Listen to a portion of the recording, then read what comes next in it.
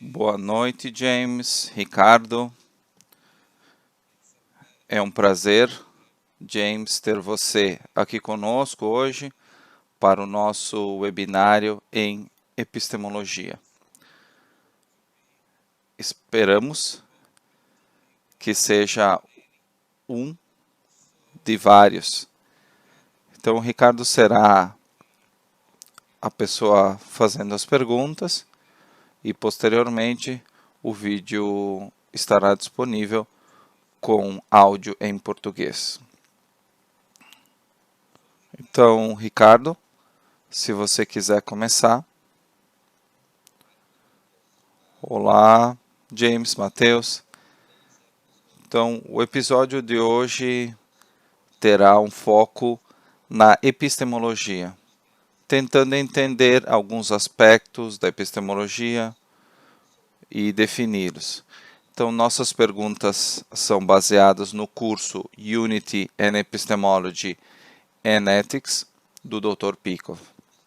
Começaremos com algumas perguntas bem básicas para garantir que a nossa audiência brasileira possa entender o que são essas coisas. A primeira pergunta que temos é: o que é diferenciação e integração? Bem, eu vou começar com o que é epistemologia. É uma palavra tão grande. Essa palavra pode intimidar muitas pessoas. É um ramo da filosofia, importante ramo da filosofia, a teoria do conhecimento. Então, como sabemos o que sabemos? Como adquirimos conhecimento? Que princípios aplicar para adquirir esse conhecimento? Em que consiste a objetividade? Os objetivistas buscam a resposta. E as ramificações, a importância disso é enorme. Acreditar que o conhecimento pode ser adquirido através do horóscopo, de mapas astrais, ou acreditar que o conhecimento é impossível e que ninguém pode saber nada, que não podemos ter certeza de nada, diminui a sua confiança ou vai lhe permitir acreditar em qualquer coisa. Então, ter uma resposta certa nisso tem um impacto de vida ou morte. Para ter sucesso, você precisa saber. E talvez epistemologia seja o tópico mais importante que existe. Então, como sabemos? Agora, você pediu sobre diferenciação e integração. São os dois conceitos mais básicos que existem dentro do campo da epistemologia. A teoria do conhecimento é como a consciência humana trabalha. Então, a faculdade de perceber a existência. Tem uma identidade específica, trabalha de certa forma, tem que trabalhar de alguma forma para gerar o conhecimento. Isso não é um desqualificador, mas isso que a torna possível. Mas para saber, nós temos que utilizar certo processo. A nossa consciência tem uma natureza bem específica, assim como o universo tem uma natureza. Então, na fusão dessas duas coisas que adquirimos o conhecimento. E a diferenciação e a integração, elas estão em toda a gama da consciência humana, da percepção dos sentidos até as teorias mais elevadas. O que a mente está fazendo é fazendo distinções, notando diferenças e sintetizando-as, transformando as diferenças numa nova ordem. E ambas são essenciais. Uma requer a outra. Você não pode ter consciência só com uma ou outra. Em primeiro lugar, vamos tomar a ideia de diferenciação. Se houvesse só uma coisa no universo, nosso método de conhecimento seria impossível. Nosso método de conhecimento é no qual comparamos, contrastamos diferenças e encontramos. Então, isso é azul e não verde. Se houvesse só uma coisa no universo, nós poderíamos até aprender, olhar para ela e seríamos oniscientes. Mas se só houvesse uma, o nosso método de conhecer coisas seria inoperativo, seria inoperante. Nós sabemos fazendo distinções. Ó, isso não é aquilo, isso é diferente daquilo. E em um nível, no nível dos sentidos, é automático. Automático, por exemplo, para uma criança. A criança vê vermelho, verde, antes de terem as palavras. Eles sabem essas duas coisas, elas sabem que essas duas coisas são diferentes, porque elas parecem diferentes. Mas não é ali que para a consciência. Se nós só detectássemos diferenças, distinguíssemos coisas, nós não teríamos base para a ação. Não haveria base para reunir isso, nenhuma habilidade para agir sobre essa integração.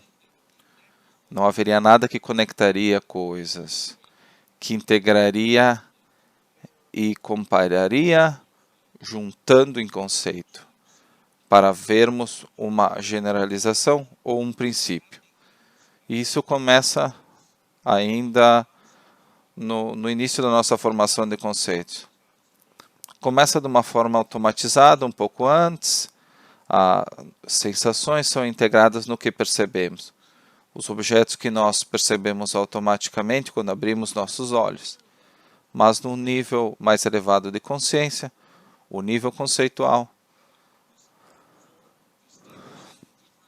distinguir diferenças e integrá-las em novas unidades é exatamente o que é requerido.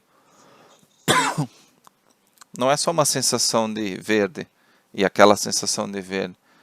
Nós, a partir desse momento, unimos as experiências de verde em uma unidade, o conceito verde. E aqui eu estou resumindo em uma simples unidade, verde, o ser verde. E eu quero dizer todos os tons de green, o green verdes do passado, do futuro, que eu já vi, que eu vou ver. Então, todas as experiências de green. Estou falando de milhões e milhões de situações de verde em que eu posso usar uma palavra eficientemente para cobrir. Então, verde. Então, todas as palavras que temos é uma integração, mas uma integração que foi possível com base em uma diferenciação anterior, uma distinção anterior. Então, esse processo conjunto de fazer distinções, diferenciação e sintetizá-las em novas unidades é toda a função da consciência humana, seja a percepção, no nível perceptual ou conceitual. É assim que a nossa mente funciona. Ao comparar e contrastar, ao notar diferenças e unindo essas diferenças em uma nova unidade. O universo é um lugar complexo, repleto de muitas coisas. Então temos que ser capazes de distinguir essas coisas, seja no nível perceptual ou no conceitual, e então, se quisermos organizar o nosso conhecimento em algo útil, temos que reintegrar essas coisas no mesmo padrão que usamos com o verde, por exemplo. Então, você estava falando que, essencialmente, a forma como nós obtemos conhecimento. Então, essa seria a nossa faculdade da razão. Mas como a nossa faculdade da razão se diferencia, ou é diferente, de outras faculdades, como a minha faculdade da imaginação, por exemplo. Porque enquanto eu estou pensando sobre as coisas que a minha mente pode fazer, eu posso unir duas coisas que não devem estar juntas. Eu posso dizer, posso misturar mulher e peixe e ter sereia. Isso significa o quê? Essas duas coisas, diferenciação e integração, se aplicam à minha imaginação? Sim, nós temos percepção e memória. São duas faculdades diferentes da consciência humana. E temos a capacidade de rearranjar em nossa imaginação coisas perceptuais. Isso não é o que eu quero dizer como raciocínio conceitual. Esse raciocínio conceitual é um processo específico. A propósito, um processo específico que os humanos tiveram que aprender. Os humanos nascem tabula rasa. Nós temos que olhar para aprender. E a mesma coisa com a consciência. Nós temos que descobrir como aprendemos.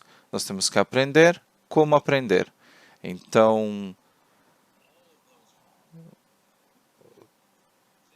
todas essas coisas que a nossa consciência faz, nós temos emoções, nós temos reações automáticas e físicas nas nossas ações, nós temos memória, imaginação, onde que nós podemos reconfigurar as coisas que já vimos ou experimentamos, mas podemos misturá-las e reorganizá-las em nossa mente. O processo de pensamento, de cognição, isto é, descobrir verdades sobre o mundo, é o que eu quero dizer com razão. E isso requer observação do mundo, contato com o mundo e a integração lógica daquele material das sensações, do nível perceptual. Conceitual, a integração lógica de todo esse material tem que ocorrer para que se torne conhecimento válido. Esse é o processo da razão. Descobrir esse processo de razão foi uma descoberta humana. Foi uma descoberta humana. Mas antes mesmo de descobri-lo, a gente começou a usar a razão. Por exemplo, Molière. Nós estávamos falando de coisas sem mesmo saber. Nós estávamos fazendo de forma lenta, mesmo sem ter muita consciência. Quase por acidente, indiretamente nós estávamos obtendo a verdade. Mas só quando nós descobrimos as regras da lógica, os antigos gregos, por exemplo, Aristóteles, que nos deu a primeira ideia de objetividade, o que eu quero dizer com pensamento é um processo de encontrar a realidade, de aderir à realidade. Isso significa que nossas ideias, não importa quão abstratas, precisam ser reduzidas à percepção. Então, não importa quão abstrata a minha teoria, ela tem que ser reduzível aos fatos da realidade, como eu os percebo. Então, a outra exigência é que tem que seguir a lógica. Tem que ser logicamente consistente. E por isso eu quero dizer um todo logicamente consistente. Assim como qualquer conceito é um universal, ele fala de todos os eventos de verde, toda a minha estrutura conceitual me dá uma habilidade de integrar o todo do meu conhecimento em um todo consistente. Nós vamos de verde, ou aqueles são verdes, aqueles são vermelhos. Nossa, aquelas são cores. Isso é diferente de som. Sons são algo que está aqui, são dois conceitos diferentes. Esse é um som alto. Ou cadeira, por exemplo. Essa é uma cadeira. Eu descobri aquele conceito. ele não serve só para aquela cadeira, mas para todas. Então eu vou aumentando o meu nível de abstração para móveis, artigos feitos pelo homem, até as maiores abstrações filosóficas, existência, entidade. Eu estou cobrindo tudo. Então, ao criar esses universais, esses princípios gerais, generalizados, esses conceitos generalizados, eu sou capaz de integrar mais e mais dos dados perceptuais, né? Do que me dá a percepção, e sou capaz de organizar esses conceitos de certa forma, de certa forma que podem se tornar um todo de conhecimento. E é por isso que é importante estar certo do meu conhecimento. Se eu deixar fora alguma parte do conhecimento, eu tenho alguma dúvida que não foi bem integrado no todo do meu conhecimento. Rand diz algo muito interessante à revolta de Atlas. Nenhum conceito é válido a menos que possa ser integrado sem contradição ao todo do seu conhecimento. Mas é só a validade dos conceitos e a capacidade de desenvolver uma estrutura de conceitos e como eles se relacionam que torna o conhecimento humano possível. E, por sua vez, isso é relacionado ao fato, e essa relação que eu tenho com as palavras, com todo respeito ao Hume e Wittgenstein e os nominalistas, não são meramente conveniências, são baseados em relações factuais. Todas as mesas têm algo importante em comum. E se eu quiser colocar meu copo em cima de uma outra coisa, em cima de uma lâmpada, ele vai cair. Então, as mesas existem. Essa relação entre todas as mesas é uma relação real que eu descobri na realidade. Mais do que isso, eu descobri que as coisas são casualmente relacionadas. Há uma relação causal. Na minha infância, quando eu chuto uma bola numa superfície plana, ela vai rolar. Eu estou começando a entender. Eu começo ainda na infância. É uma coisa universal sobre a ação. E a natureza das coisas que eu aprendo implicitamente ainda na minha juventude, no meu desenvolvimento. Mas aquela ideia de causalidade, implicitamente aprendida, começa a aparecer em todos os lugares. Quando fica frio, a água congela. Sempre que fica nessa temperatura, a água congela. Toda vez que fica tão quente, a água vira vapor e evapora e vai embora. Então, sempre que ela chega nessa temperatura, ela evapora. E eu começo a aprender que existem relações causais. E todas elas interagem entre si. Essa relação causal se liga a esta outra. Então, na realidade, as generalizações conceituais às quais eu chego são verdades com base no método mental de lidar e conhecer o mundo. Reduzir as coisas a um número que é possível gerir. Tem que ser um número que seja possível controlar de unidades, baseados nos fatos da realidade, nas relações que existem na realidade. São relações causais. E assim, estamos avaliando um único universo. E todas essas relações causais dentro desse universo, a minha mente tem que entender isso. Tem que ser muito bem integrada, como o mundo é interativo e integrado. É um universo. Imagine dois universos, como um mundo da Matrix, onde você se conecta em um ou em outro. Não é nem como um Matrix, mas tem uma ponte. Imagine dois universos separados. Não é disso que nós estamos falando. E o conhecimento não seria possível se houvesse essa divisão. É só um universo e, portanto, o nosso conhecimento deve estar num todo consistente, se quiser lidar com isso.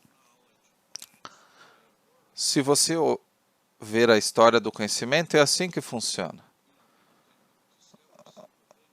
Nós chegamos a um ponto que as pessoas podem descobrir, por exemplo, a lei da gravidade, olhar as estrelas no sistema solar, o movimento dos planetas ao redor do Sol. O que isso poderia ter a ver? Kepler desenvolve as suas regras sobre o movimento dos planetas, o Galileu faz alguns experimentos, pouco depois, sobre os pêndulos e objetos que caíam. Vem Newton e diz, vejam só, é tudo a mesma coisa. Se os objetos caindo, o movimento dos planetas, o mesmo princípio. Eu posso reduzir alguns princípios, né, bem acessíveis. Eu posso resumir isso. Todas as regras que vão explicar todo o movimento de todo objeto físico que podemos ver no objeto solar. Todos. Eu posso resumir com algumas fórmulas. Então, o processo de conhecimento humano é um processo de integração, de unificar o nosso conhecimento em mais e mais todos unificados. Isso reflete as relações que existem na realidade. Isso respondeu a sua pergunta? Eu sei que é uma resposta longa, mas parece que nesse processo de adquirir conhecimento, e ele começa com a diferenciação e integração, parece que, de certo sentido, é um processo difícil, não é um processo óbvio, automático,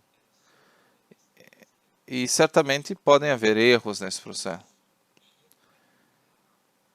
Então, se eu posso ter ideias na minha mente que vêm da minha imaginação, então, só porque eu tenho conteúdo na minha mente, não quer dizer que ele esteja correto.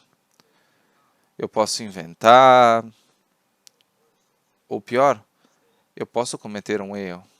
Então, estou tentando fazer uma integração adequada, mas por alguma razão eu cometo um erro.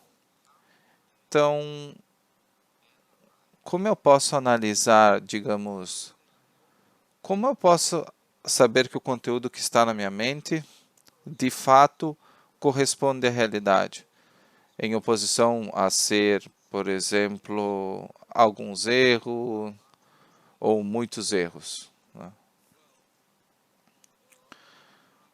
Há diversos tipos de erros que podem ser cometidos. E, obviamente, antes da descoberta de um método objetivo, e aqui isso é a chave, a descoberta do método objetivo de conhecimento, e vamos voltar ao que eu falei antes, assim como descobrimos os fatos da realidade, nós temos que descobrir como usar a nossa consciência adequadamente.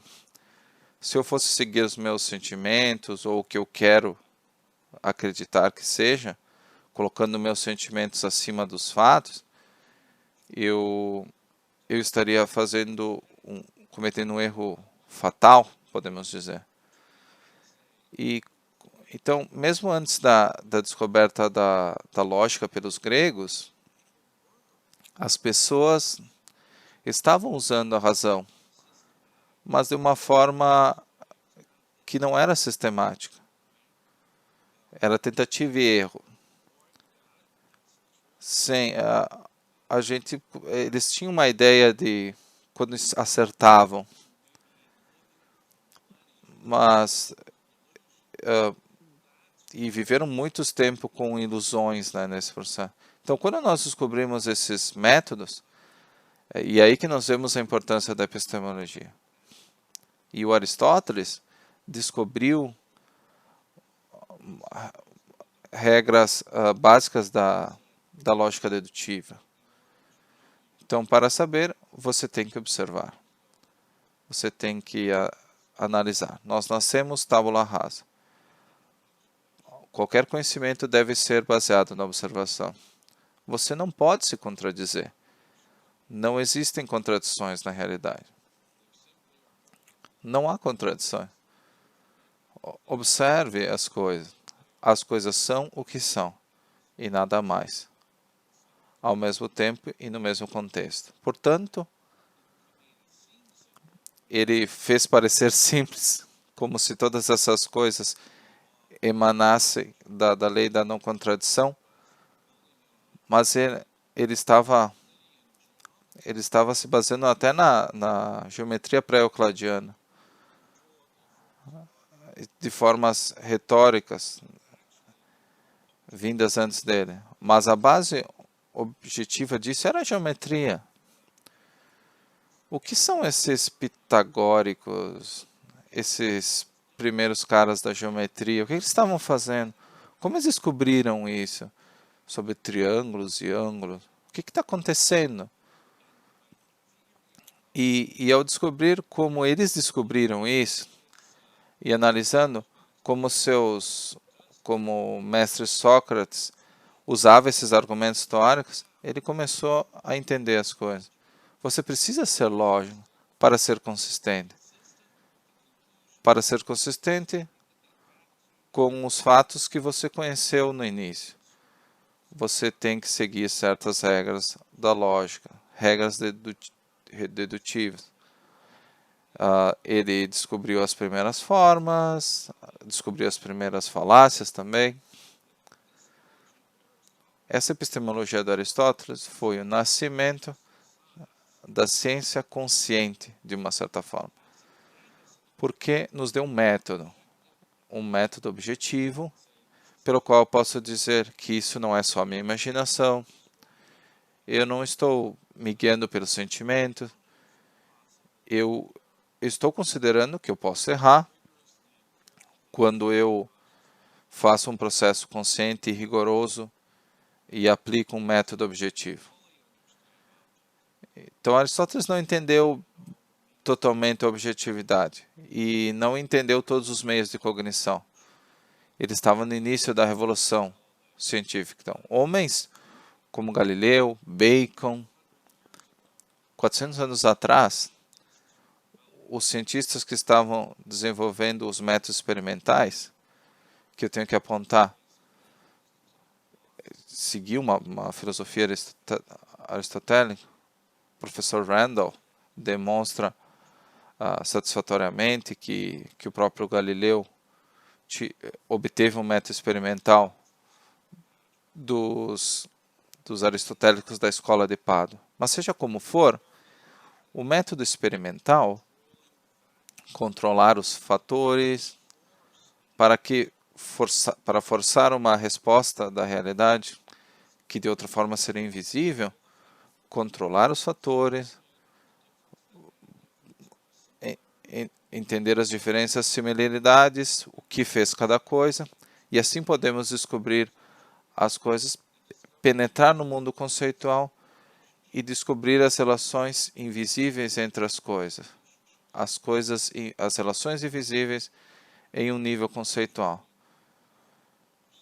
Penetrar no nível conceitual, entender o mundo conceitual, mas isso requer um tipo intenso de integração e a descoberta de uma determinada metodologia de conhecimento.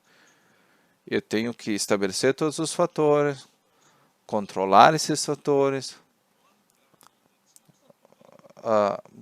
buscar esse fator central, verificar na observação. Esse é o método experimental. A descoberta de Rand da teoria da omissão de medidas, da formação de conceitos, a unidade de conceitos, a economia de conceitos. Então, tudo isso facilitou, possibilitou que se aplicasse isso aos conhecimentos mais abstratos até a definição de cadeira. Então, a descoberta de como desenvolvemos a que se refere cada conceito na realidade, como formar conceitos objetivamente, como usar a lógica objetivamente e como, através da indução, inferir corretamente as coisas, foram todas descobertas indutivas, descobertas científicas. Mas ao ter essas ferramentas e conscientemente aplicá-las, nós podemos considerar a possibilidade de erro, mas chegar à verdade. Veja os resultados práticos hoje. Nós pousamos na Lua praticamente em uma moeda. Nós descobrimos o poder do átomo. Mudamos as moléculas para mudar a natureza de organismos e de espécies. Nós somos muito poderosos em nosso conhecimento. Conhecimento é poder. E se aprendemos alguma coisa desde a Revolução Industrial, da Idade da Ciência, é como Bacon disse, que o conhecimento é poder. Isso que aprendemos. Nós podemos saber com certeza, com precisão. E tal conhecimento pode nos dar poder extraordinário. Veja o poder sobre o mundo físico, graças aos desenvolvimentos da ciência. E como nós fizemos isso? Como nós sabemos que estamos fazendo? Como nós sabemos que estamos certos? Nós temos que aplicar um método objetivo. E é isso que Rand oferece com a sua filosofia objetivismo. Ele se refere a essa metodologia que leva em conta os fatos da realidade, o que Aristóteles entendeu, mas também ao método cognitivo de conhecimento conceitual do homem. Esse entendimento da necessidade do método é o que nos dá confiança no nosso conhecimento e na objetividade. Então, quando eu estou aprendendo algo fácil como mesa, parece mais fácil perceber. Não? Certamente, com 2 ou 3 anos, é provável que a gente já consiga fazer isso. Mas, quando nós chegamos à idade adulta, algumas ideias são mais difíceis de entender do que outras, especialmente coisas perceptualmente óbvias como mesas. Por exemplo, capitalismo, um sistema político.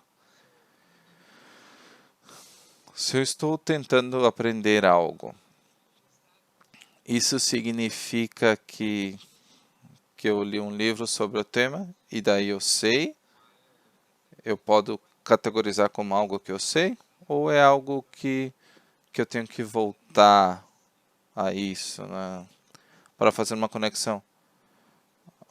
No objetivismo isso se chama, é uma teoria espiral do conhecimento. Para explicar esse processo de conhecimento você tem que ir e voltar. Como funciona esse processo? Bem, é a forma como nossa mente trabalha. Não é como se começássemos um certo dia e hoje eu vou aprender biologia e depois história e depois matemática. Eu não vou seguir para matemática ou biologia até eu aprender tudo.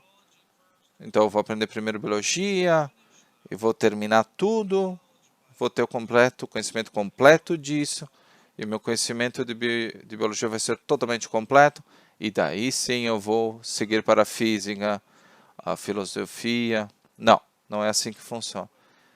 Não é assim que o conhecimento humano funciona. O conhecimento está sempre revisando o que sabemos. Você tendo uma estrutura conceitual que permite isso. Mas conforme nós adicionamos conhecimento além da mesa, por exemplo, do conceito de mesa, de abstração para abstração, nos afastando cada vez mais do nível perceptual, torna-se mais e mais abstrato e complexo. A metodologia se torna mais crucial, que ela seja seguida com rigorosidade. Mas vamos usar um exemplo para concretizar isso. Por exemplo, o conceito filosófico, como causalidade, que eu mencionei antes. Quando nós somos crianças, nós aprendemos causalidade de diversas formas. Eu fecho os meus olhos, não vejo, eu abro e vejo. Então, a causalidade ligada à minha consciência. Por exemplo, eu chuto uma bola numa superfície plana e ela rola. E ela vai rolar. Sempre que eu rolar a bola, numa superfície plana, ela vai fazer isso, vai rolar. Aí eu estou tendo uma ideia muito básica de causa e efeito. Eu não tenho uma palavra ainda para ela, porque eu não preciso de uma palavra. É um fenômeno tão universal, alguma coisa causa outra, isso levou àquilo, isso foi o que foi necessário para que a outra coisa aconteça. Você pode organizar de diversas formas, mas nós não temos palavras naquele momento, mas não precisamos dela. A causalidade não é um axioma, não é percebida como a existência e a consciência diretamente, mas é um corolário do axioma de identidade. A ação aplicada à mudança e requer diversas observações para chegarmos ao conceito de causalidade, mesmo implicitamente. Mas a minha primeira percepção da causalidade, ela é muito generalizado. Ele é muito como a bola que rola. Então a primeira ideia que temos de causalidade, ela vem de dentro. Quando eu faço coisas, eu tenho um objetivo consciente ou propósito. Então eu fui à loja porque eu precisava de comida, então eu fui no mercado. Por que você foi ao mercado? Porque eu estava com fome. Seres humanos primitivos só tinham uma noção teleológica ou de causalidade final. Por isso que havia espíritos, deuses ou um deus, essas ideias. Existe uma consciência lá fora, como eu. O sol está... Então ele surge como eu saio da cama. Nós atribuímos a nossa consciência ao mundo. Então tivemos que aprender algo sobre causa e efeito, causalidade final. Que causa e efeito pode ocorrer sem nenhum propósito consciente. E aí que começa a ciência. Então, por exemplo, os deuses não causam a maioria das coisas. Por exemplo, então as mudanças os rios vão criando, o sal, por exemplo, ao mesmo tempo que vão passando. Daí que surge aquela ideia que tudo é água. Então aí surge a primeira, ao comportamento dos rios, né? Mas essa ciência, que deixa fora os deuses, deixa fora explicações teleológicas, e mais do que isso, conforme desenvolvemos mais conhecimento, começamos a entender melhor a causalidade. Por exemplo, a ciência moderna nos ensinou que existe uma relação íntima entre matemática e física. Para fazer física teórica, você precisa saber matemática avançada. A única forma de fazer isso é usar a matemática. Nós estamos descobrindo relações quantificáveis. E naquele nível de abstração, a única forma que podemos pensar é em fórmulas matemáticas. Então, cada vez mais elevado, aumentando o nosso nível de integração.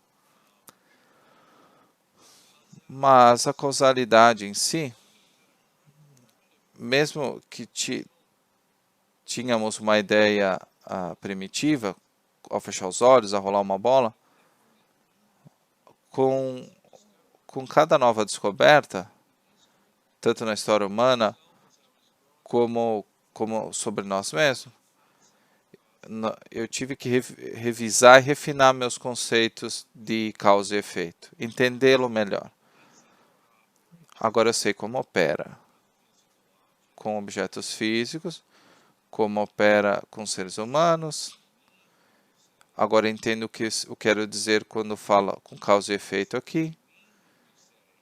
Eu entendo que a diferença, por exemplo, entre causação teleológica, eu fui na loja porque estava com fome, ou causação mecânica, eu fui na loja porque eu tinha um carro que me levava até lá. Mas esse é um grande exemplo de uma teoria espiral do conhecimento. O nosso conhecimento da causalidade é muito primitivo. É um corolário de uma ação. É algo que aprendemos na nossa infância, implicitamente, antes de termos um termo causação, causalidade. Mas quando chegamos nesse termo e criamos um conceito causa e efeito, nosso conceito de causalidade já estava sofisticado e vai continuar a ser melhorado. E é isso que eu quero dizer por uma teoria espiral do conhecimento. O nosso entendimento da causalidade enriquece cada vez que nós voltamos a um conceito, mesmo que fosse um conceito bem primitivo, talvez um dos primeiros conceitos, né?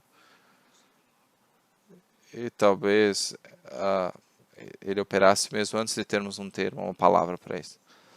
Então, nessa ideia de que nosso conhecimento está evoluindo e de que às vezes nós aprenderemos uma coisa nova, se torna um insight interessante. Tem uma citação no curso do Peikoff que ele diz: não há ramos do conhecimento. E a primeira vez que eu ouvi isso, e fiquei, opa, o que ele quer dizer? Você acha que não existe biologia, história? Você é um professor de filosofia, como diz que não existem ramos? E ele tem muito orgulho de dizer que é um especialista em filosofia. Ele sabe muito de filosofia. Mas ele não tem problema em dizer que não é especialista em outras coisas. Ele também diz que parece um paradoxo. Obviamente existem ramos de conhecimento. E há uma razão para tal. Mas é totalmente feito pelo homem, essas categorias. São um artefato humano. Tem a ver com a nossa forma de conhecer. Existem fatos da realidade que tornam conveniente fazer essas divisões, mas é uma distinção criada pelo homem. Todos os fatos, metafisicamente falando, todos os fatos da realidade são simultâneos.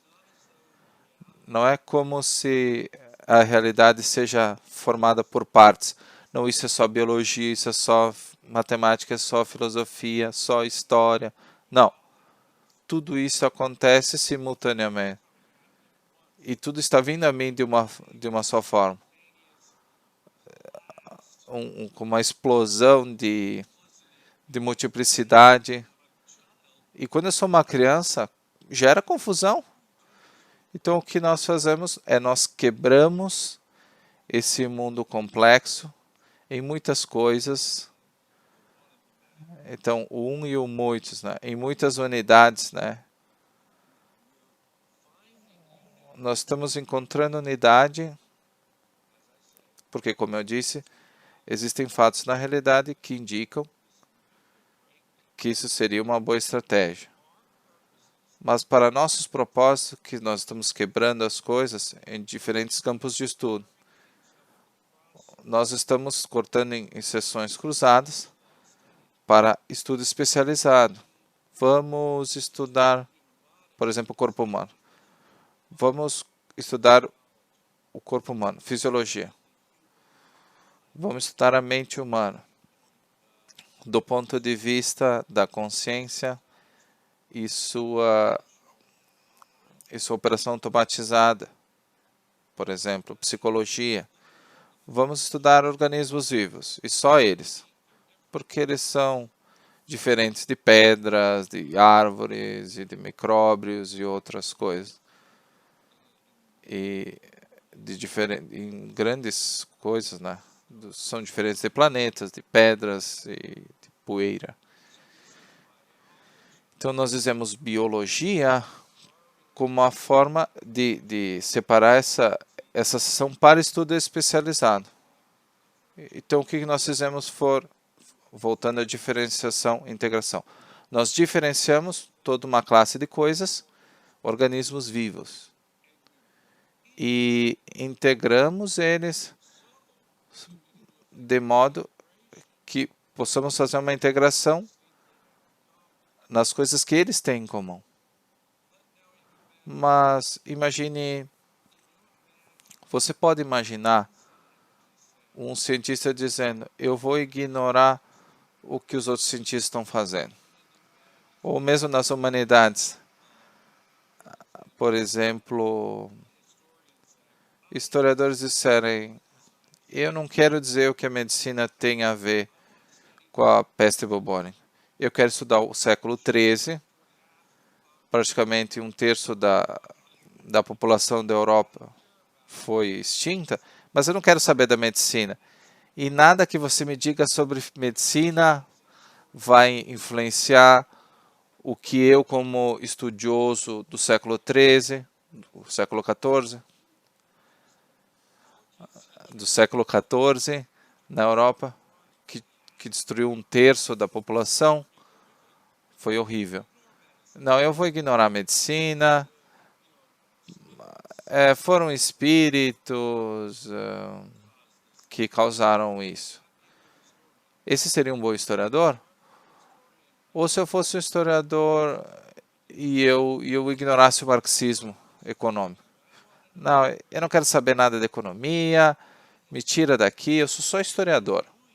Eu não faço economia, eu não me importo com medicina. Isso seria insano. Você não teria como conhecer a história.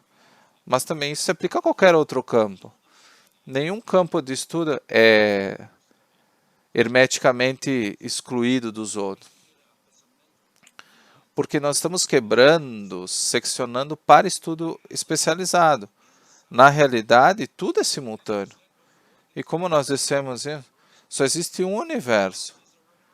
E todas as causas estão interagindo. Um grande exemplo, sobre o meu livro sobre cristianismo, Creating Christ. Eu estou estudando as origens do cristianismo. Então, para entender as origens, eu tive que estudar todos os textos antigos. Isso é verdade. Mas o que mais eu tive que fazer?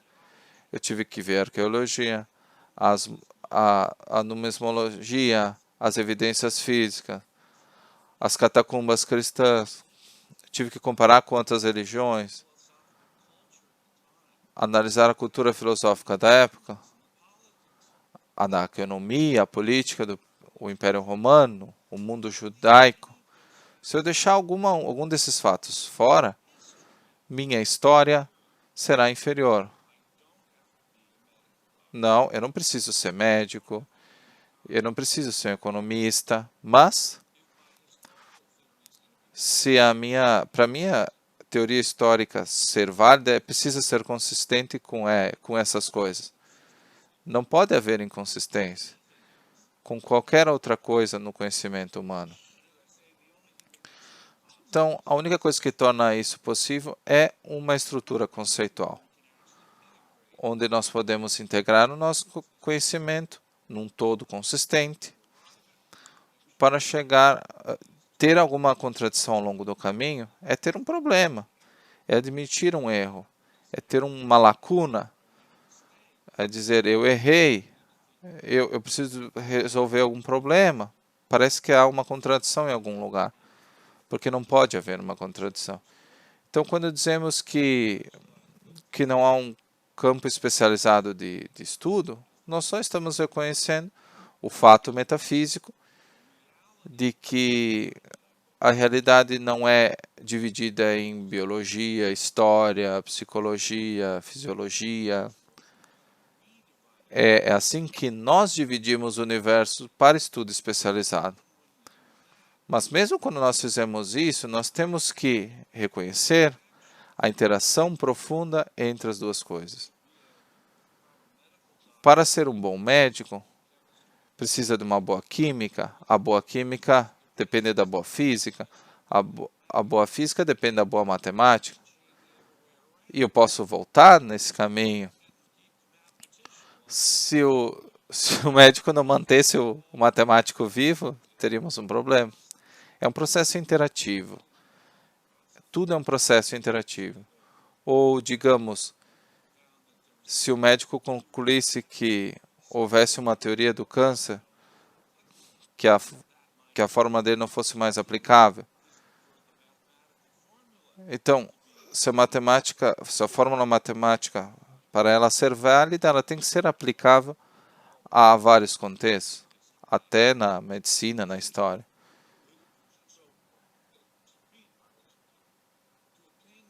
Então, para obter conhecimento, ele tem que ser um todo integrado. E apesar de haver razões factuais de dividirmos as coisas como dividimos, diferentes ciências são só uma forma humana para analisar as coisas. Então, por minha experiência na academia, eu sou formado em filosofia, nós temos que mandar esses últimos 10 minutos e mandar para alguns professores universitários, porque eu tenho a impressão de que muitos professores aplicam incorretamente essa falta, eles não têm essa relação e eles não aceitam. Eles têm muito orgulho, eles gostam de quebrar em partes que não são reconhecidas. Então, baseado em Hume, chegamos a um estado na filosofia ridículo, em que a filosofia não serve mais para nós pensarmos, para conhecer a realidade. Não. Eles estão perdidos no mundo deles e dadas as premissas que têm, premissas subjetivistas, céticas, premissas empiricistas, tudo que eles podem ter são diferenças específicas, né? Hume ensinou isso. Tudo o que existe são essas experiências discretas, não podemos organizar isso para entender entidades, causa e efeito. Certamente não podemos obter fatos ou valores dos fatos. Isso é só uma questão de sentimentos. Essa questão de sensações discretas e emoções toma a filosofia atual e tomou o mundo intelectual atual. Se eu falasse, por exemplo, você está dando grandes pinceladas, vai devagar, Essas são grandes abstrações, não são ligadas. Mas o que a mente precisava fazer é integrar, organizar em todos feitos. Então, todos esses filósofos têm mentes doentes, baseadas na filosofia moderna, que eles querem desintegrar. Então, eles invertem o funcionamento saudável da mente. Uma anedota, então, eu me lembro quando eu estava fazendo uma apresentação, quando eu estava conectando Heráclito com Hegel, e o professor me olhou estranhamente, mas como assim conexão? Essas ideias antigas, esse Heráclito, isso não pode ser identificado em Hegel. E isso foi... E ele disse, não, você não deve fazer isso, ele disse. Você está comparando Heráclito e Hegel? Nunca. Então, o mais irônico disso é que não haveria Hegel sem Kant, Aristóteles, Platão e os pré-socráticos. Hegel, o próprio Hegel, era um estudante de Platão e Aristóteles. E ele tentou corrigir Kant. Então, sem entender os grandes filósofos do passado, você não pode entender Hegel. Hegel é difícil ler, obviamente. Uma página já é muito difícil. Ele é um dos filósofos mais obtusos que existe. Mas, não obstante, você não pode entender Hegel se não puder entender a influência, especialmente de Platão e Aristóteles e Kant, cada um dos quais tiveram profundas influências sobre Hegel. Então, minha próxima questão, falando da história, da importância da relação da história e filosofia, uma das citações de Pico é que história precede a filosofia. Então, minha pergunta é: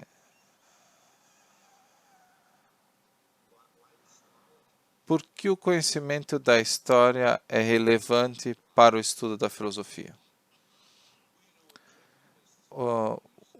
Os objetivistas costumam utilizar uma forma de argumentação metafísica. O conhecimento implícito de alguns fenômenos metafísicos, então o conhecimento implícito de algumas ideias epistemológicas, parece construído e já vem desde cedo. Por exemplo, causalidade. Nós obtemos isso de uma forma primitiva, mesmo antes de termos uma palavra causalidade ou causa e efeito, uma palavra para isso. Mas nós temos uma ideia geral, e isso é que nos permite construir e chegar a relações causais. Eu empurro a bola, ela rola. E agora entendo, opa, essa coisa causalidade, eu afeto a causa e surge o efeito. Mas como eu disse, isso se torna uma espiral. Eu vou aprendendo sobre ciência, sobre a causalidade no caráter humano, na história, na política. Isso é verdade, tanto para a filosofia como para a história. De certa forma, a filosofia é mais primária, e a maioria dos objetivistas entendem isso. Porque, na verdade, há conceitos implícitos metafísicos que temos, que subjazem e são a fundação para tudo que sabemos. Por outro lado, a filosofia é o estudo da humanidade. É basicamente a ciência, a mais humana das ciências, porque estuda a relação entre a consciência humana e o mundo. é um tópico amplo. Então, nos dá conselhos normativos sobre como pensar, ser lógico, ser objetivo, se eu posso resumir, nos dá conselho normativo sobre como nos comportar, seja moral, seja íntegro, não viole os direitos dos outros. Então é normativo como factual. Mas é uma área humana, baseada num conjunto de abstrações, e Ayn Rand sempre insistiu que as abstrações de sua filosofia eram todas indutivamente geradas. A parte dos principais axiomas, que são óbvios, né? Existência, consciência e identidade, desde a percepção dos sentidos. Então, nem precisamos disso, de uma palavra quando na nossa infância, porque é óbvio e pervasivo. Mas, separado desses três axiomas, literalmente, com exceção desses três axiomas, tudo é indutivo. Tudo é aprendido através da indução. Então, se eu fosse dar um argumento político, a liberdade funciona, promove o bem-estar, gera prosperidade, permite que sejamos humanos e felizes. Então, como eu tiro isso do chão, né, sem conhecer a natureza humana? Como eu defendo isso sem um conhecimento da experiência humana, com e sem liberdade, por exemplo? Os tipos de liberdade, como afetam as pessoas. Não. A história é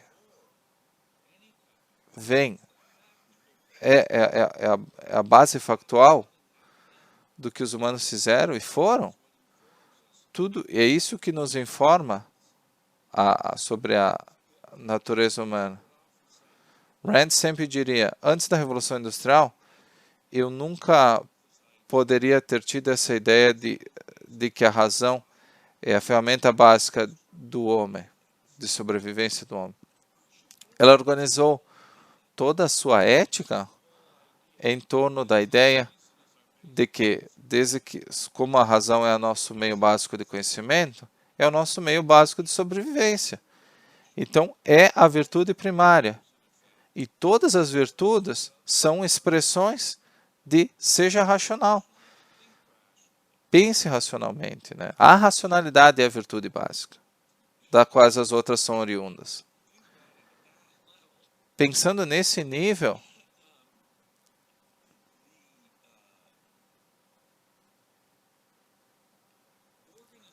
a organização do nosso conhecimento, nós estamos falando aqui,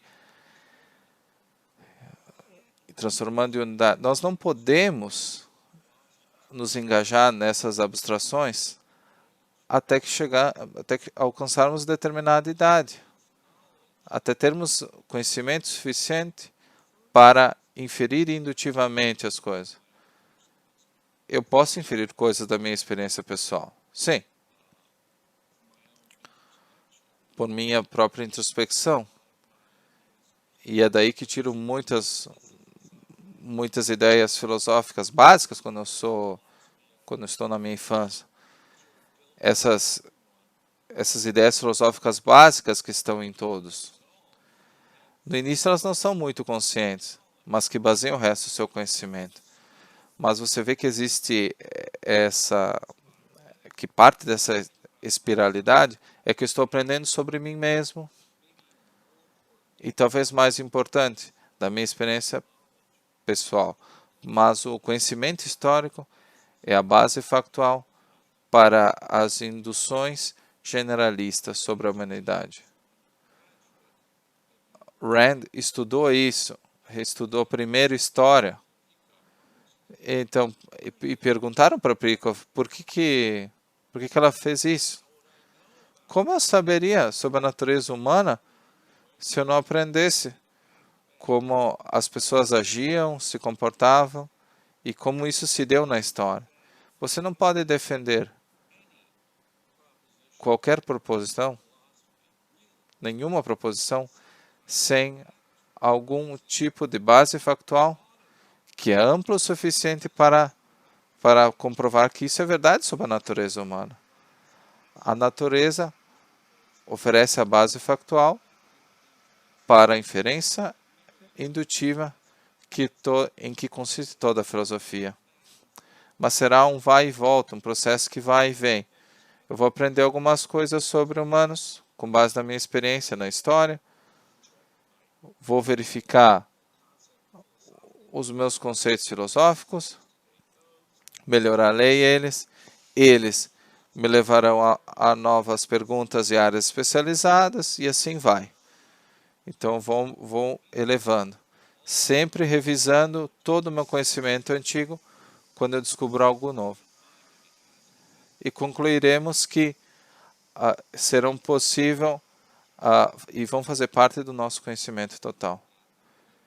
Então, para adicionar uma preocupação que eu tenho com meu pai,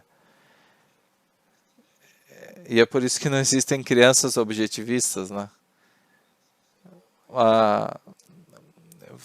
Então, às vezes, os pais dizem, nós somos cristãos, meus filhos são cristãos. E aí a criança pensa, bom, eu rezo, então eu sou cristão. Bom, é isso.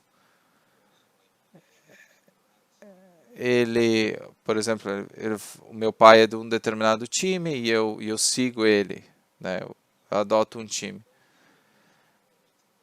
Seja uma religião, time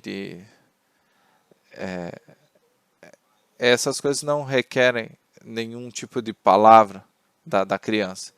E é por isso que os pais simplesmente dizem que eles são cristãos. Mas não existe uma criança objetivista. E provavelmente nenhum jovem também é objetivista. Há duas formas de ver isso.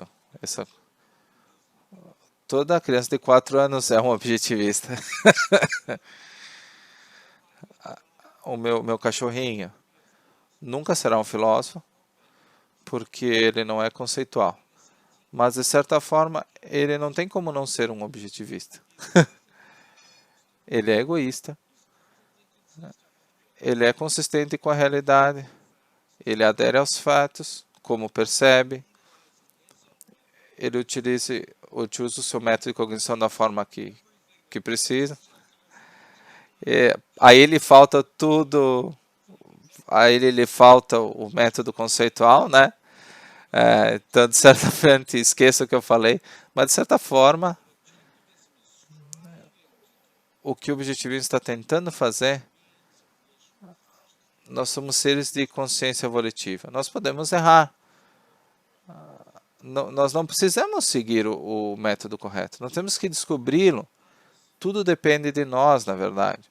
Mas, quando nós descobrimos o método correto, quando nós fazemos as coisas certas, tudo que fizemos é detectar a relação correta entre a realidade e os valores e a vida, que os animais tomam como dado. Um dos conceitos-chave na epistemologia, e talvez o mais fundamental na epistemologia, talvez a pré-condição para ser capaz de pensar antes de diferenciar ou integrar, na nossa infância, por exemplo, nós temos que estar em foco. Você pode explicar o que significa estar em foco? E talvez seja uma preocupação maior para os jovens que estão aprendendo objetivismo. Estar em foco implica ser lógico ou estar correto? Não, nenhuma das coisas. Foco é o esforço necessário para aumentar o nível de esforço que você aplica ao pensamento. É só isso. Tem sido comparado com uma lâmpada que liga e desliga, mas é mais como um controle de temperatura. Existem níveis de foco, muito intenso, total. Estou pensando só nisso, com todo o meu poder mental, ou pode ser, tá ligado, né? Mas estou ciente de que eu preciso prestar atenção a alguma coisa se surgir, mas o foco em si é uma escolha interna que todos nós temos de fazer o esforço de pensar ou não, usar a nossa mente ou não. Então, evadir ou... E há um processo ativo de evasão também, mas não se esforçar para integrar nada, de diferenciar no nível conceitual, porque nós somos seres volitivos, mas é só isso que nós... volição, livre-arbítrio para Rand, não é nada mais que isso. O ato do foco mental. Todos nós sabemos que para aumentar o nosso nível de atenção cognitiva, é preciso esforço. Para pensar claramente, tenho que me dedicar, tenho que me esforçar para isso. Agora, não temos que estar constantemente em foco total. Temos que saber o que estamos fazendo a todo momento. Nossa mão precisa estar neste controlador. Aqui eu preciso aumentar o meu foco, por exemplo, no meu trabalho, estou escrevendo, estou falando com você agora. Então, meu foco mental tem que estar no máximo. Mas em outros momentos, quando eu não preciso, eu preciso estar alerta, que algo pode acontecer, mas eu não estou profundamente focado numa comunicação ou num processo de criação. Então, existem níveis diferentes de foco. Mas o foco é simplesmente habilidade, que exige esforço. Então, é a habilidade de se engajar no esforço de aumentar a minha capacidade mental. É só isso. Estou pensando, estou processando ativamente. E como nós estávamos falando antes, diferenciação, integração. No nível conceitual, isso exige esforço volitivo. Não é automático. Sintetizar coisas em novos conceitos, diferenciar. Isso não é a mesma coisa que... Isso normalmente exige análise cuidadosa, síntese cuidadosa. Esse é o tipo de esforço do que eu estou falando. O esforço cognitivo, consciente e volitivo de integrar e diferenciar do qual estávamos falando no início. É só isso que queremos dizer. E é diferente de lógica. Uma pessoa pode estar em foco total. Pense em todas as pessoas antes de Aristóteles, antes da descoberta da lógica. Às vezes eles estavam acidentalmente lógicos ou não, às vezes não.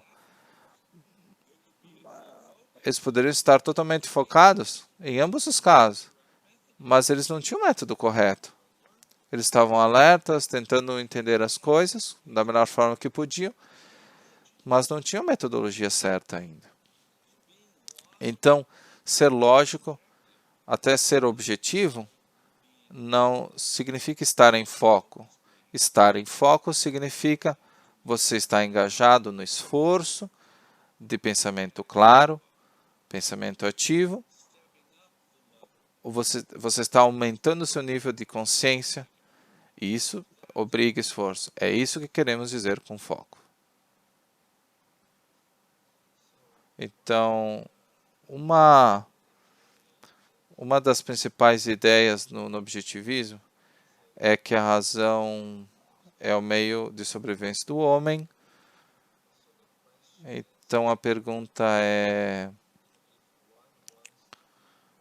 se alguém quer ser moral, estou sendo produtivo,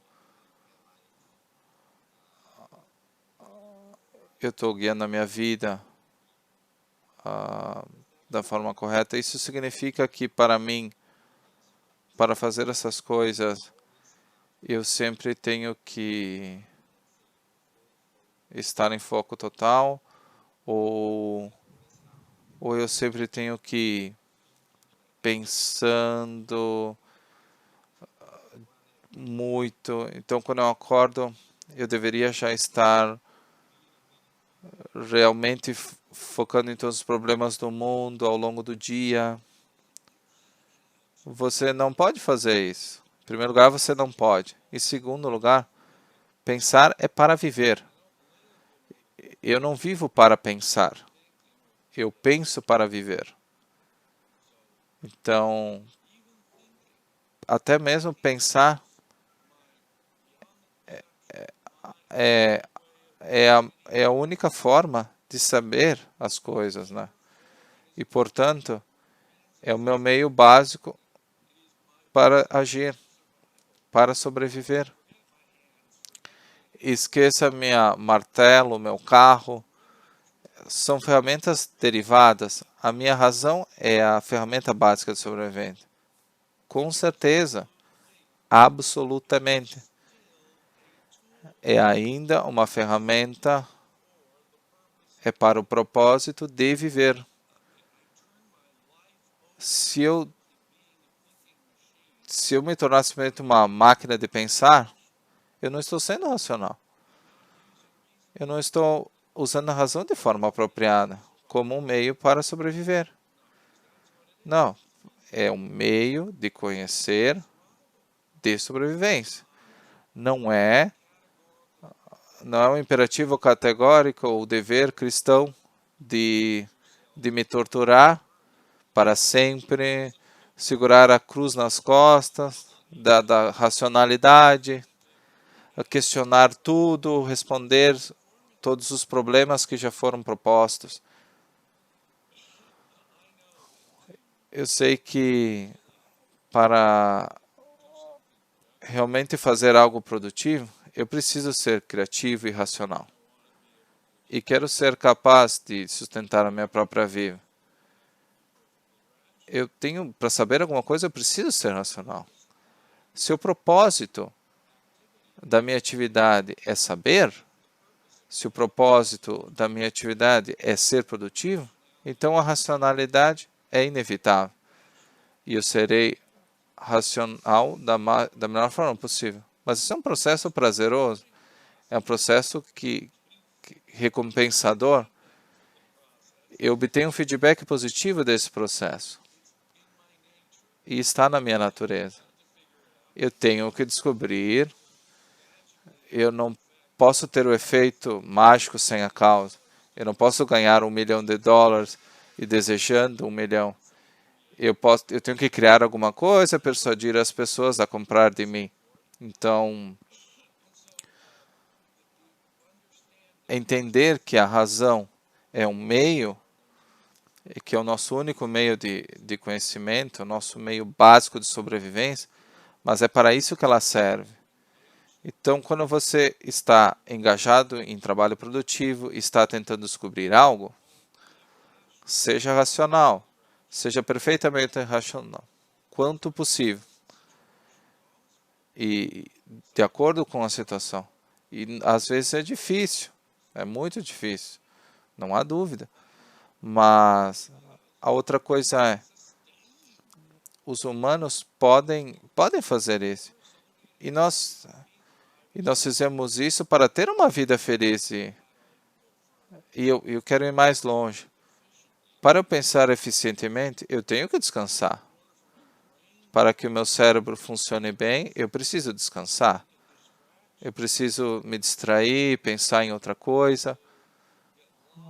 Eu me perder um momento, fazer sexo com a minha esposa, escutar música, para quebrar um pouco o esforço constante do pensamento, para que o meu próprio pensamento seja mais eficiente. Mas o meu pensamento só serve para ter uma vida melhor. Talvez a parte mais legal da vida é justamente a racionalidade é parte da vida, é de uma vida boa.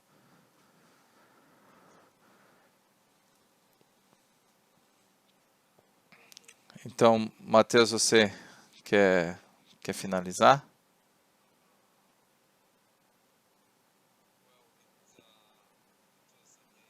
Foi uma experiência legal ter você aqui conosco hoje, James. Eu, eu peço desculpa porque minha voz não está me ajudando hoje. Ai, não parece ter nenhum problema, Matheus. Mas ah, eu espero que você tenha gostado da oportunidade de estar conosco. Nós aprendemos muito e espero que possamos fazer que essa apresentação esteja disponível o mais rápido possível, após passar minha dor de garganta. E posso dizer uma coisa? Eu, eu acho que esse projeto é inicial, mas vocês estão fazendo uma coisa tão importante e ambiciosa, e eu desejo todo o melhor para você. E se existem pessoas que estão ouvindo agora, por favor, considerem então, esse projeto, se você gosta desse tipo de programa, é um programa bem filosófico, abstrato. Considere se tornarem seguidores desses caras. Tudo estará no YouTube. Então, participem, interajam. Parabéns, parabéns pelo programa de vocês. Muito obrigado, James. E não se preocupe, eu vou passar aquelas perguntas sobre a economia austral para que tenhamos mais um novo webinar. Eu quero participar, sim. Vamos lá. Obrigado, Ricardo. Boa noite a todos. Obrigado, Ricardo. Ótimas perguntas.